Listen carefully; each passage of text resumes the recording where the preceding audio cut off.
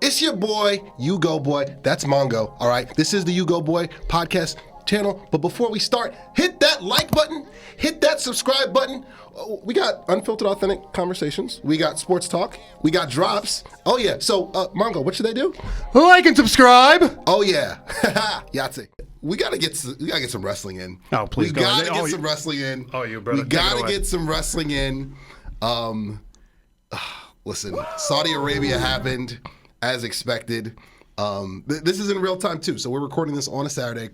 Was it Crown Jewel? I don't know what the Saudi Arabia pay-per-view. I don't know what they want to call it these days. I don't know. Night of Champions, yeah. That's what we're calling it. Night of Champions / Crown Jewel. They merged the two together. Fast lane.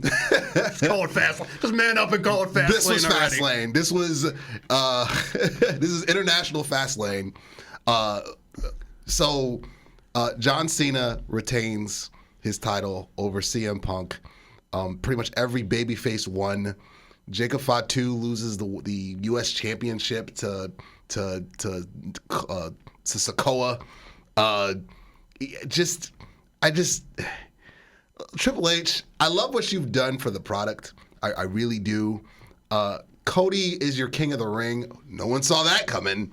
I just was very underwhelmed by this fast lane. That's what it was. They hyped this up.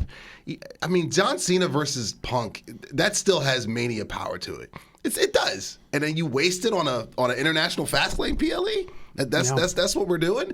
That should have been SummerSlam's main event.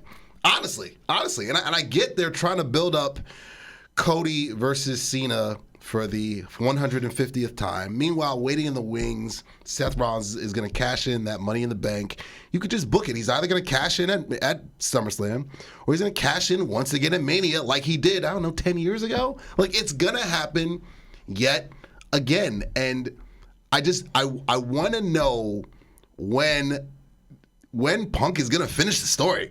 Yeah. like when? Because yes, I get it. Like, I'm over the moon that he's back in WWE. I'm so happy that he's back. Should have never left, but I completely understand why he left, Vince McMahon aside and his nonsense.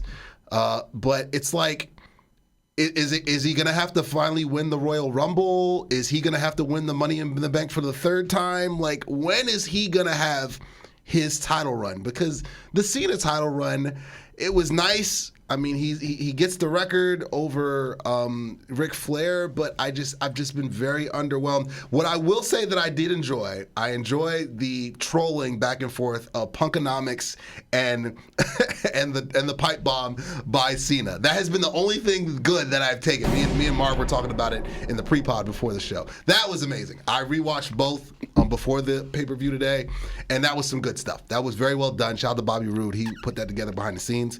But I'm just not really a big fan of what's going on now. It's just there's no pizzazz. There's no pizzazz. And again, you're running back Mania. It was supposed to be in New Orleans. It's going to be in Vegas again. And is Travis Scott going to be in the main event yet again? Like, is it going to be Cody versus Cena Part 6? Like, what are we building up to over the next few months? It's a no for me, dog. It's straight Randy Jackson. Like, Mongo, what are your thoughts? No, you're not wrong. And honestly, they are so confident that Cena. That's the end of the sentence, right? They're so confident that you will tune in to watch Cena, see what Cena's doing. We all know it has to end, right? Cena can't be the champion 1 year from today. He can't be the champion 7 months from today, right? Right. So you're watching it knowing even more than ever what's going to happen. And I think as a result, they're just putting everything on pause and saying, just enjoy the ride. Just appreciate Cena for who he is. Just appreciate what's going on for what it is. Because we're not worried about storytelling right now. Because you can't get cute with storytelling right now because it has a foregone conclusion, right? Facts. It has to end. I am with you, though, in the larger scale that where we are right now, and part of it is that Money in the Bank has lost its luster. I'm sorry. Facts. Absolutely. Absolutely. And this gap of time from Mania to SummerSlam, because I think we can safely say SummerSlam is definitively number 3 at this point. They talk about the big 4, they talk about the big 5. It's the big 3, in my opinion, and everything else, then is secondary. You got to figure out what to do here from April to August. And I kind of wonder is the move rearrange this so that Survivor Series falls somewhere in late spring. Money in the Bank falls basically right after SummerSlam, and then rearrange everything from there, because Survivor Series gets hype no matter what. Yeah. It gets a lot of people involved, and it doesn't necessarily have to ever have storytelling. It can be its own thing and just like David S. Pumpkins and come and go off into the sun, right? Whereas if Money in the Bank kicks off what you would consider sort of the ordinary time in wrestling, that could give it more of its own attention, more of its own push. You know, who has the Money in the Bank? What are they doing? Their desperation to try and get into headlining Royal Rumble, or sometimes it'll work against the Money in the Bank person. They would rather be in the Royal Rumble, so are they going to move the Money in the Bank? Are they going to tank it on purpose? You could have that storyline going on. So I would consider that. I don't know what your thoughts are on that, switching those two around.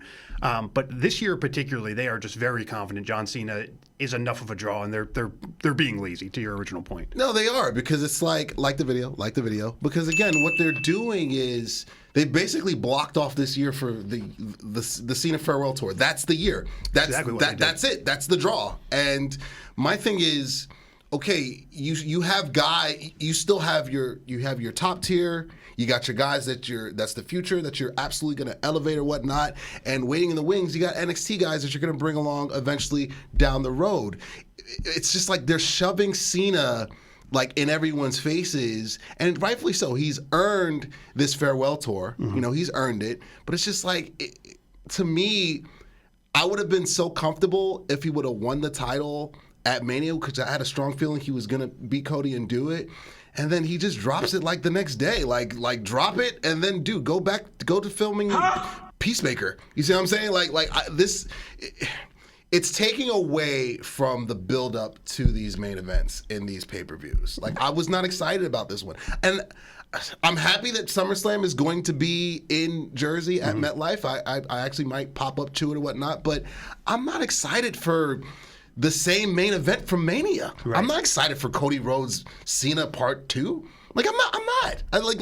Why would I? Again, is Travis Scott going to be the guest referee? Is The Rock, who TKO changed his mind at the last minute and yanked him from the program, is the final boss gonna show up? Like, why should I get excited for this, for it to be a kind of predictable ending? Like, Cody's the one who ends and buries Cena and sends him off to film another season of Peacemaker, or we're just gonna keep Cena going for a few more months and just continue to milk it. It just, I'm not excited about it. It just doesn't do it for me. No, and they did a really unfortunate thing by making part of his initial promos.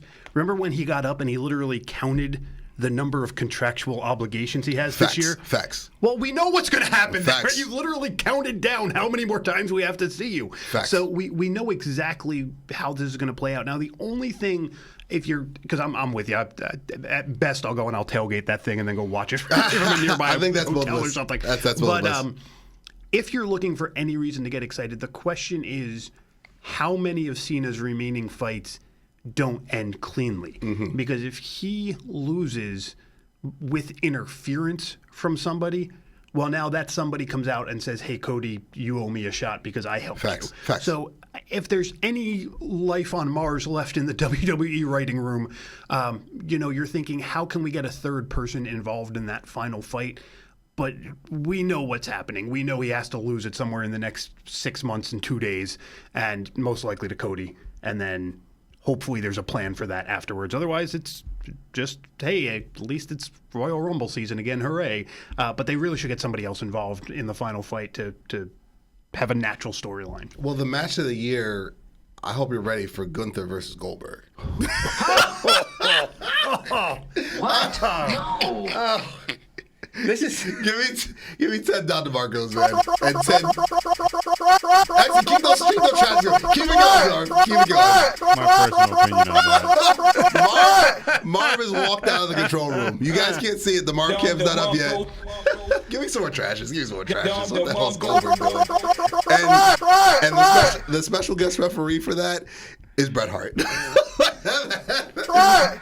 Here's how you make that one interesting. Gunther versus Goldberg in a Falls Count Somewhere match.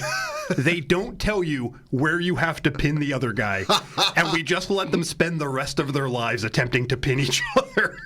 And like 12 years from now, Goldberg has announced the winner of that match. That's the only way that can be entertaining.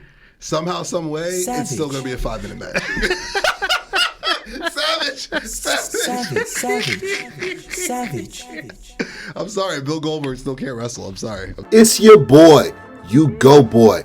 And my friends at New York Posse, they're going to hook you up with some official gear. The Knicks are hotter than ever, and they're going to get you right with some official snapbacks, beanies, official gear, official like tissue, baby.